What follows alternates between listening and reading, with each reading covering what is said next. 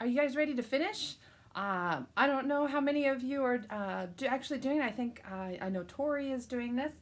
Um, and hopefully some others are. I haven't seen any posts of anybody doing it. But anyway, I'll go ahead and finish it. So hopefully if some of you are working on it, you'll have that last piece. So today we're going to be putting it all together. I have my square, my finished, if this is called a pieced square because we put the pieces together. I have my batting. I like to use, it's called Warm and Natural. It's a cotton, 100% cotton. You can use a polyester. If you want to use flannel material, you can use that as a backing. Either way, this is just what I like to use. And I've cut it, so today we'll be trimming up the pieces. We're going to be doing what's called squaring it up and making it all equal. This is cut about 1/4 of an inch to 1/2 of an inch larger than my pieced square. And this is my backing. And it is cut about 1/2 an inch to an inch larger than my pieced square. These are all cut larger than your pieced square. I also am going to be making my own binding. So I have cut strips. My fabric was not long enough, so I had to have 2 strips. And I'll be showing how to make the binding. Super easy. And well, let's get started. So first thing we're going to do is we're going to go ahead and square up our square, make it all equal on all of its sides. So let's do that. I am going to be using my larger ruler and using the measurements on my cutting mat. Okay, so if I put it on here, you can see it, just some of it is not, if you look at the sides, and it should be about 12.5 by 12.5, and it meets it in some parts and in others it doesn't. So before I cut, I'm going to go ahead and come over here to my ironing board, and I'm going to go ahead and just give it another press. Flatten it out as best I can.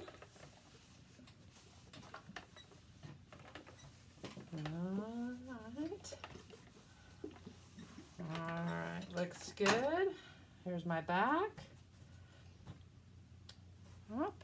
Alright, so now we're going to come over here and we are going to square it up, meaning we are going to make it as perfect of a square as we can. And it is almost, I am almost at 12.5 by 12.5. If yours is not at 12.5, that is okay. Just make it whatever it needs to be. If it's 12.25 or if it's 12, that's okay. And I'm just going to go, I'm not going to move my square. I'm going to do 2 sides of it. And then I'm going to rotate it. Now, if you can see, I did not trim up that much. I mean, there's barely any there. And now I'm going to go and trim up those 2 other sides. And I'm sitting at now 12.25. So my finished square is going to be 12.25.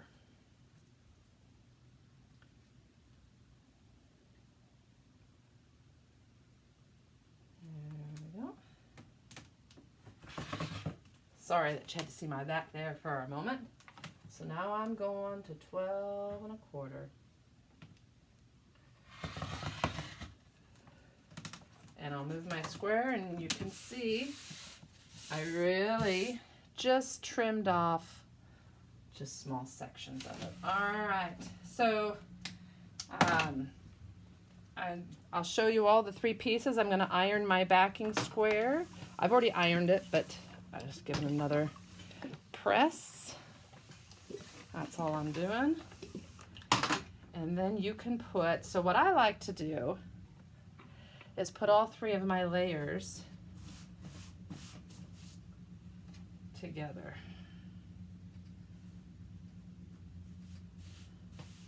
And I like to give them a little iron, iron them together.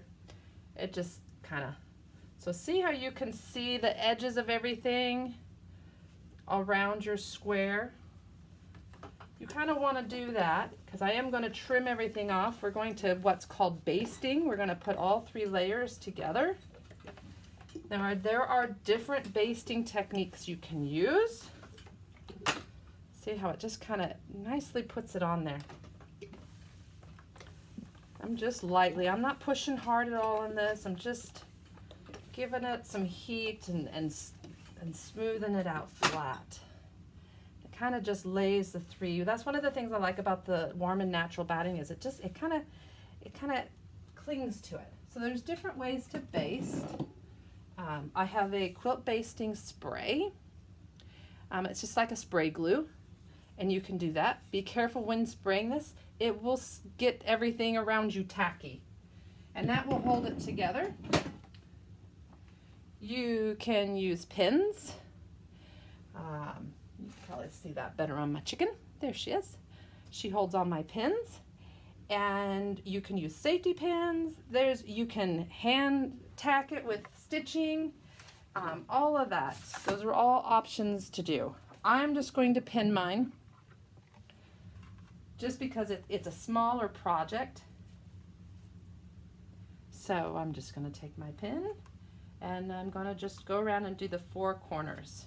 So those 4 squares in those corners, I'm just going to pin those there. So if you notice, I'm doing this on my rotary mat and I just poke it all the way through and just press it up. I try not to contort the fabric at all, and I'm going to go ahead and do these.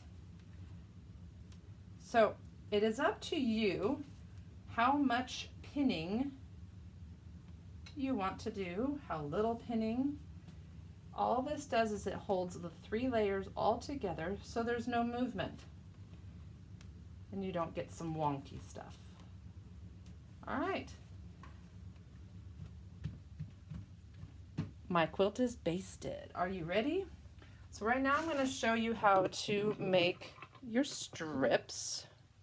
Oh, actually, I'm sorry. Before we get to that, I'm going to go ahead and trim up my quilt. So what I'm going to do is I'm going to trim off all that extra and give it a smooth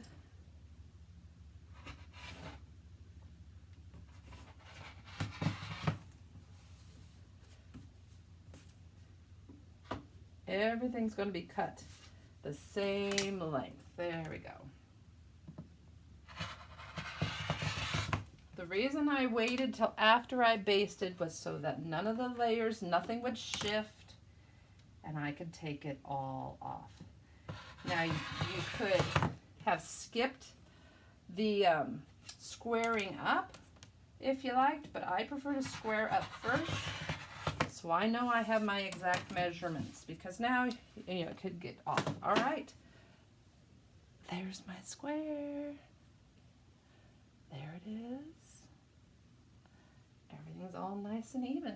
Now I'm going to show you how to do those binding strips. So my strips come in 2 pieces, not one whole one.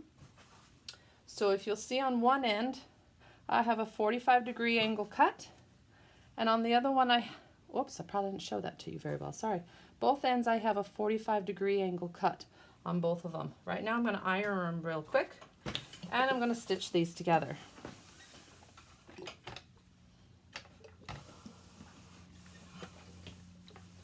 Because I have to piece these 2 together. I want the minimum of bulk, and when you do a 45-degree angle cut, you get to minimize that bulk. You'll see when we're going. All right, so what I'm going to do is I'm going to stitch. Hopefully you didn't have to piece it, but if you do have to piece it, that's okay. When I lay these on top of each other, right sides are together, you will see I have a 1/4 inch up here of a triangle left on the top. Same on this side, there's a 1/4 inch right there. See it?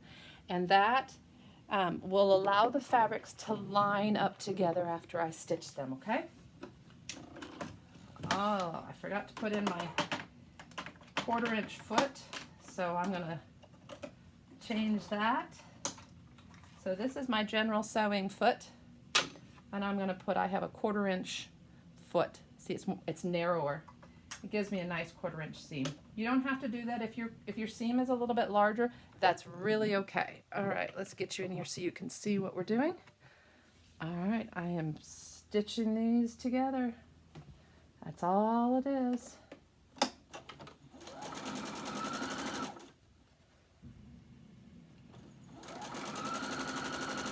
Now, so many of you, I see you just running things through. Slow down. Sometimes, you know, I stop. Make sure everything's online. We're going smoothly. Now, I do have black thread in here because I want to match my binding. Don't have to do that. It's just a nice finishing touch. I'm just going to clip off my little ends there. And when I open it up, it's not on exactly, but it's pretty close. All right, now we're going to come over here and we are going to iron our binding. This is the part. When making bindings, this is what you'll need to do. All right, so now I can lay that seam over. Now for making binding,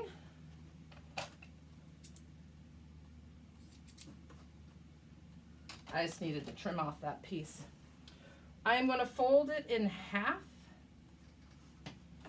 It's literally just, I am folding it in half and ironing it down. Okay. You can buy binding at the store already. They've already done all of this work, but I want to show you how to make your own. You don't always have to buy it. We are making our own binding. Now see, because that seam is on an angle, it doesn't lay over the top of it. So this seam is over here and this one's over here. And it will minimize the bulk. All right. So now we're just going through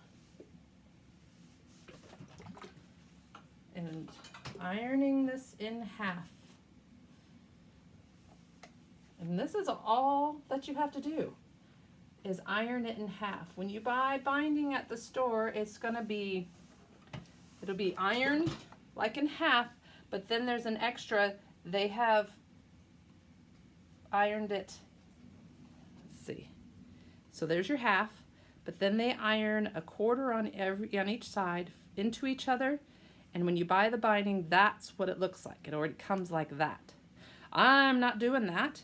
So I'm going to be stitching this edge onto the quilt is what I'm going to be doing. So this raw edge is going to be going onto the quilt. All right, when I start sewing, I want to sew usually on a corner. I don't like to sew on the top because that's where our eyes will look, and we don't want a seam up there. So I usually start on the side. All right, you want to take a smaller stitch here, a smaller seam stitch. Now I want to check my bobbin. It doesn't have a whole lot on it, and I don't want to stop part way. So I'm going to go ahead and put a fresh bobbin on. It's fully loaded because I do not want to have to be changing my thread part way through my stitching here. All right, I'm going to put my thread catcher in.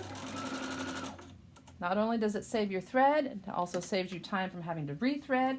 It also lets you know if your machine is stitching properly. All right, I'm going to go onto the back side of my quilt here. Turn it upside down. Can you see it? There it is. And let's see, that was my top. So I want to start down here. Okay, I'm just lining those edges up. I will not stitch at starting, I'll give about 1/2 inch right here. I won't start there, I'll start down here. And you do want a small seam on this part. All right. Now, an aunt of mine is the one who taught me how to do these corners, and it's super cool. So if you need to rewatch and rewatch, it is super cool, super easy. It gives a mitered corner. It's really cool. Are you ready? I'm just gonna start. Oh, I'm gonna put a little bit bigger stitch. I'm gonna go ahead and go to a 3.5, give a little bit bigger stitch. You've got quite a few layers here. You just start off slow.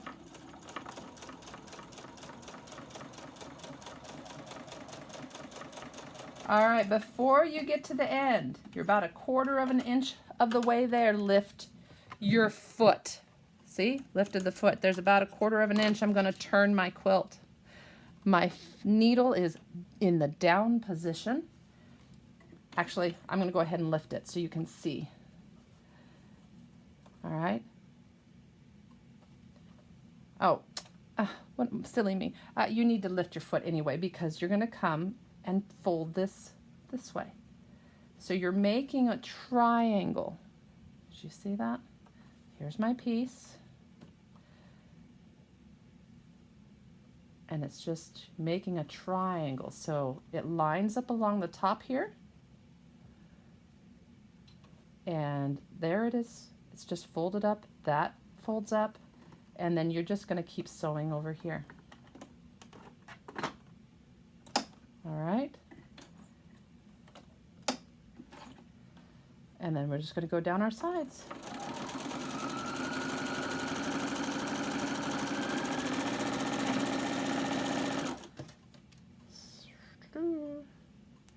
Line it up.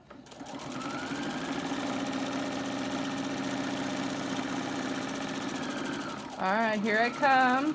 I'm stopping 1/4 of an inch away from that end.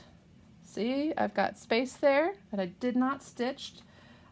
So I can turn this, line it up. All right, stick it back in there. And now we're on to our, well, I did 1/4 of that first side. I've done one whole side. This is my second side. Now you will notice I am kind of tugging. There are 1, 2, 3, 4, 5 layers here.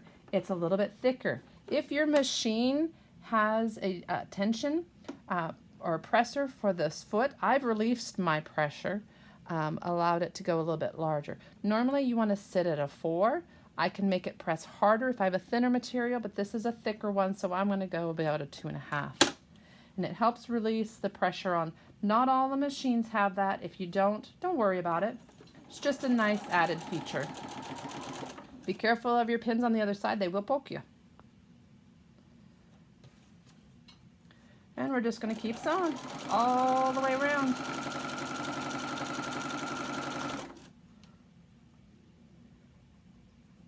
All right, here. Coming to that corner.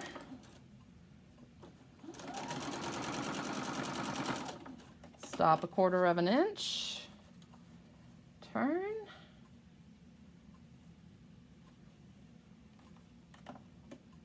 Alright. And we're going to finish there's side 3. And you'll notice I stop, I realign. Take your time. Do a good job. Don't rush it. There's no need. You've done all this work. There's no need to rush it and get it all wonky. 1/4 of an inch. Stop. Lift your foot. Turn it. And you'll see what I'm talking about when I say a mitered corner. All right. I'm on my last side here.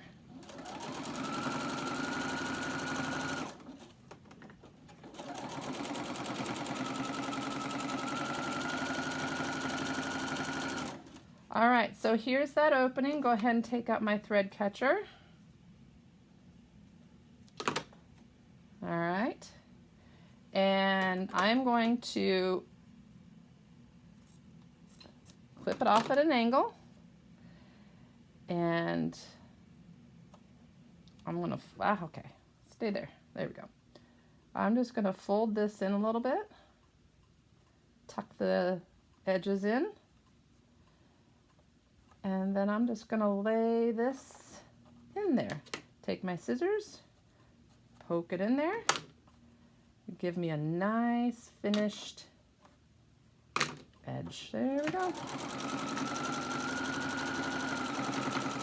And we are back to the beginning. I'm going to cut this thing out. Actually, I'm going to put my thread stitcher in. All right, now you'll be able to see. So along the front, I had a pin come out. You can see that stitching. And what we're going to do, let's move you over. Get my chicken out. I threw a pin over here. Yeah, don't throw your pins. There we go. Make sure you put your pins in your chickens or your pin cushion, whatever you have. All right, so you can go ahead and do that. All your layers, we haven't done any quilting. That's the decorative stitching in here. We haven't done that. We're just putting the binding on. This is a small enough quilt, but I will show you some quilting in a minute. But I want to show you our edges here. Are you ready? So to finish our quilt, we're going to turn this over. And we're going to stitch the top down. It's as easy as that. So see, it's just going to roll over. And we are going to put a small stitch. We're just going to catch it right here, and we're going to stitch. And it's going to cover that stitching line, and it's going to bind our quilt. And when we get to the corners, we'll lay them over. I don't know if you can see that. There's a mitered corner. A mitered corner is a 45-degree angle corner, and it's there. Super easy. See, you didn't think it'd be that easy? It's that easy. It's that easy. So here we go. Let's stitch the top of our binding down. So that other binding that I talked about that comes and it's already squashed, so you have to put it on both sides. You do have to pin that because it'll come out, and then you have to stitch on top. And for me, I cannot do it. So I do not want my 1/4 inch foot because it's narrow here. I need a bigger foot. This one is going to work quite nicely. It'll flatten it out a little bit better. All right.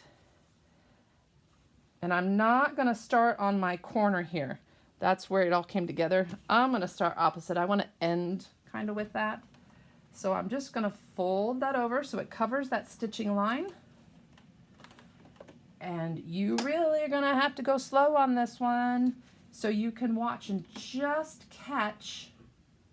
You want to catch the edge, the very edge of that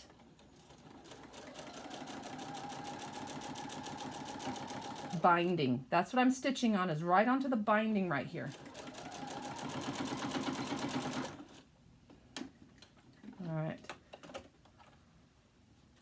Make sure you go slow. You can hear my machine. It's working a little harder right now. We're going through even more layers right now.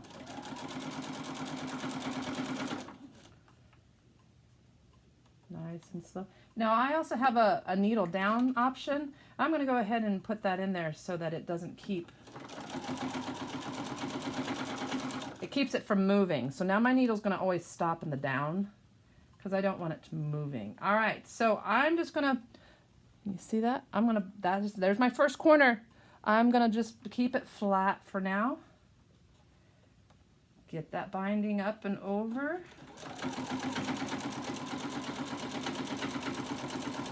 All right, I'm going to stop, lift my foot, lift the whole thing. So I stitched all the way to the end. And now I'm going to fold it over. There it is. And now I'm going to go ahead and catch the very corner and edge of that, and I'm going to keep stitching. Now, I don't normally machine stitch my binding. I will stitch it on, but I like to actually fold it over and hand stitch it. But that does take quite a bit of time. So there are many different ways to do this. Oh, see, it was starting to come away there. I started going fast. Go slow, take your time.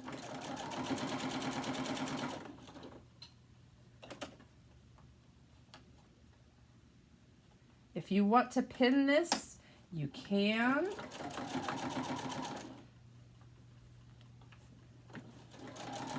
But it's not necessary.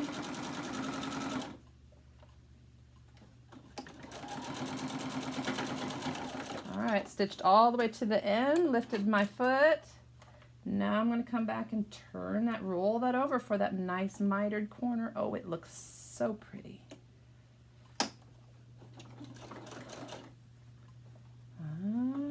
Okay, here we go.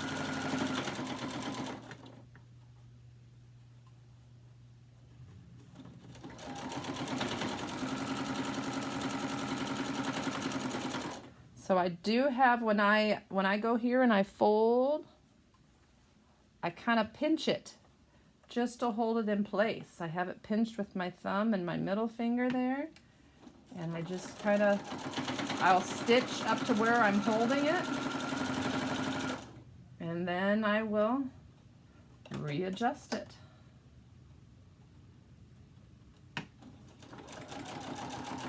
There I am, I'm coming up on another corner. Fold it over. Sew to the end, lift my needle and my foot.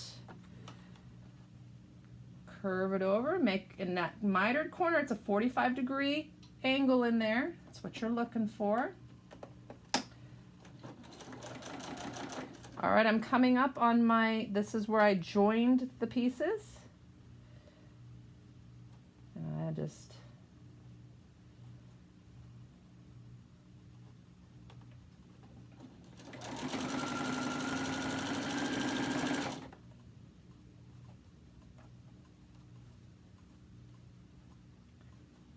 rolled over there.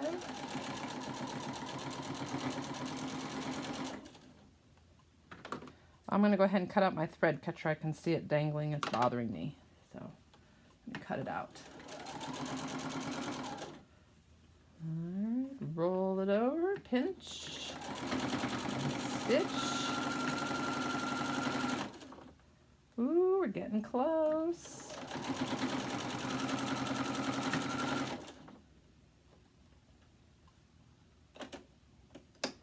Sometimes if you lift your foot up, it will release some of the tension. I'm on my last mitered corner here. All right, roll it over.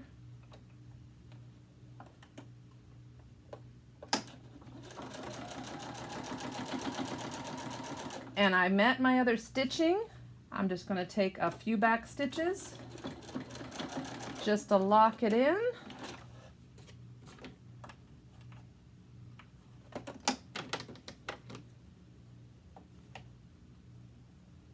Trim those off.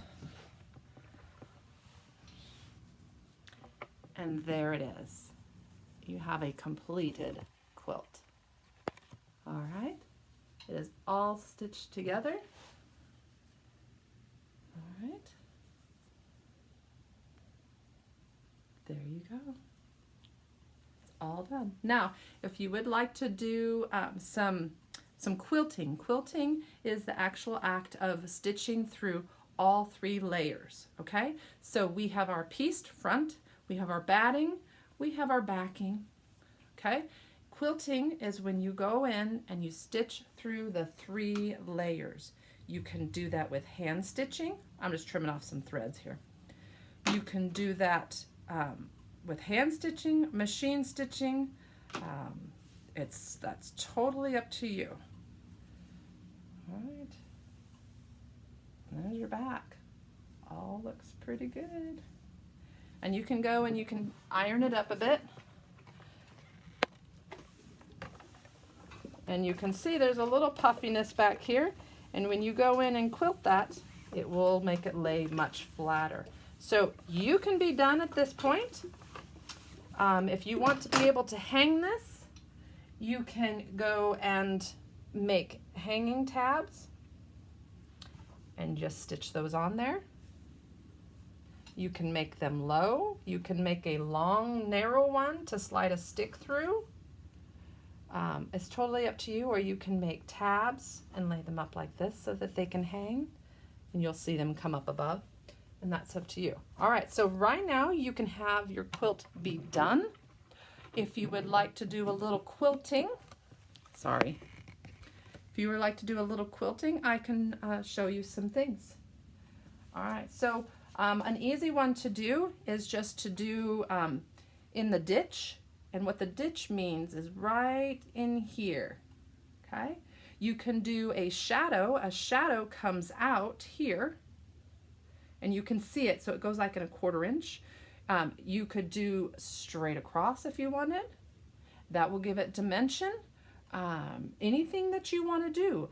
I'm not going to do a diagonal because I have black thread in, and I want to be able to see the fabrics, because these are all fabrics when I first started making masks. These are the fabrics that I had chosen. Even the background, the black, I used in masks. So that's why I wanted to make my quilt. And I am just going to do some quilting stitches in the ditch. I'm actually only, because this is a smaller one, I'm actually only going to do in the ditch in the square. Okay? I will show you some other pieces where I have done some really nice shadow stitching, but I am not going to do that on this one. Okay? So your stitching is what you want. So I'm going to start right in the middle. I still have my stitch length at 3.5, and I'm going to, I might go up to 4. I think I'm going to go up to 4 and give it a little bit bigger of a stitch. All right, and so I'm going to take a couple stitches, stop, and do a back stitch. All right, then I'm just going to go slowly, and I'm going to keep my hands out wide to control. And I'm just going straight into that ditch. And I'm going to tighten up my footbed a little bit there.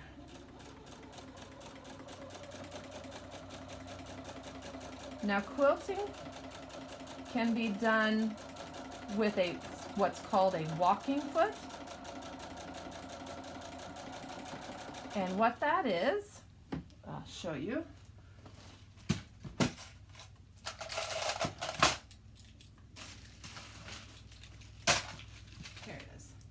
This is my walking foot for this machine. And so what a walking foot does is, you know, on our machine there's the feed dogs that grab the material and they pull it through. What a walking foot does is it also has feed dogs on it. It's kind of hard to see them. And they'll grab the material from the top. So a walking foot then takes the top fabric and the bottom fabric and it walks it through all at the same pace. Okay, this is a small project. I don't need to do that. I have my needle down and I have it right in that corner, and I'm just going to turn my fabric. Now because I'm stitching in the ditch, you should not be able to see. You can see it just a little bit right there, but I don't want you to see the quilting stitches. I'm going to clip my threads out right now while I'm thinking about it so I don't stitch over them. And I'm just going to finish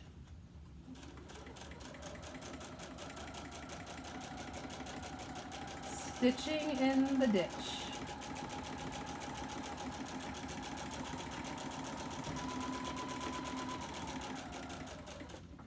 And I'm going to stay right there, keep my needle down, turn my fabric.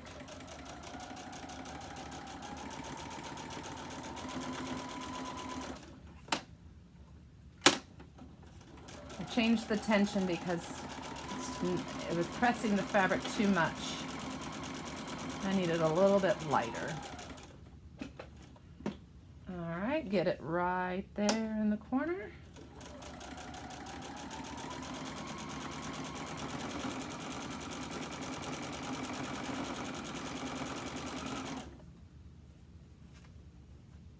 And I'm coming up on the end.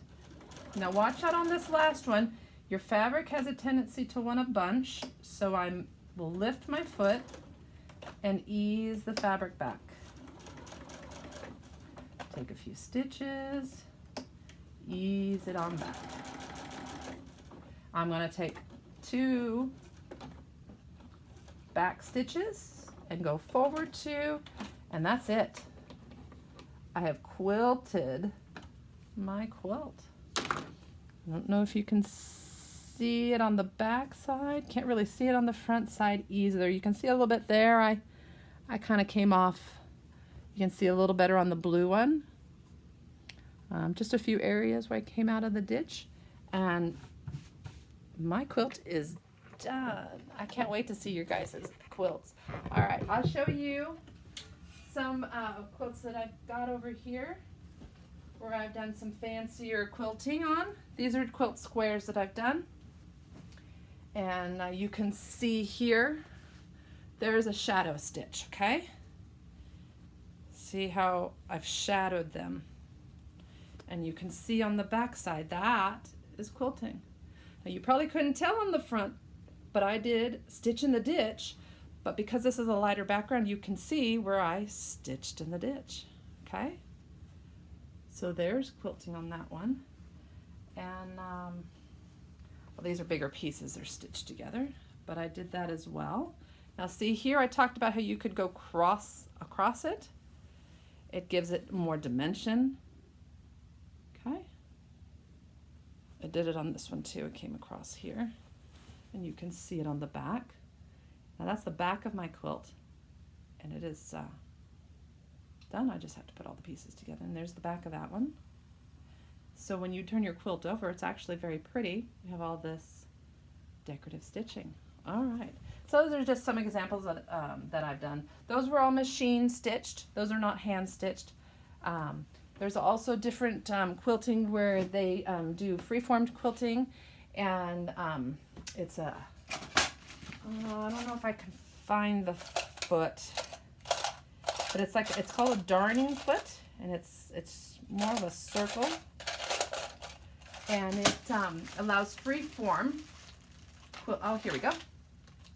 So it looks like this, and it goes on, and see how it has that big open toe right there, and this allows it to go up and down. But if you want to do free motion quilting, that's like doing your own design, you have to be able to either have a plate or something that covers the feed dogs on your sewing machine, or my machine allows me to put my feed dogs down. There I have a thing that I pull and the feed dogs go under, because in free motion you want it to slide smoothly, and that's when they do all like the circles or hearts. They can do any free motion quilting is all these kinds of beautiful designs. It's a lot of fun to do. So you can check that out. And I'm sure there's lots of videos on that. But anyway, all right, well, happy quilting. I'm so happy to have my quilt done. I'm probably going to use it as a tabletop. You know, I'm probably going to put it on my nightstand, I think. I think that's where I'm going to put mine. So it's close by and I can look at it. And it reminds me, it has lots of memories in there. And I also remember where I got these different fabrics. And I always like that, because I love fabric. Anyway, all right. I can't wait to see your guys's. I can't wait to see Tori's. I know she mentioned that she was doing it. I hope some of you guys have been doing it. And we'll do another quilting project soon. I've been thinking about, I don't have very many pillowcases. So I'm probably going to be doing some pillowcases soon. That's a fun one to do. Quite easy. All right. I'll see you guys later. Bye.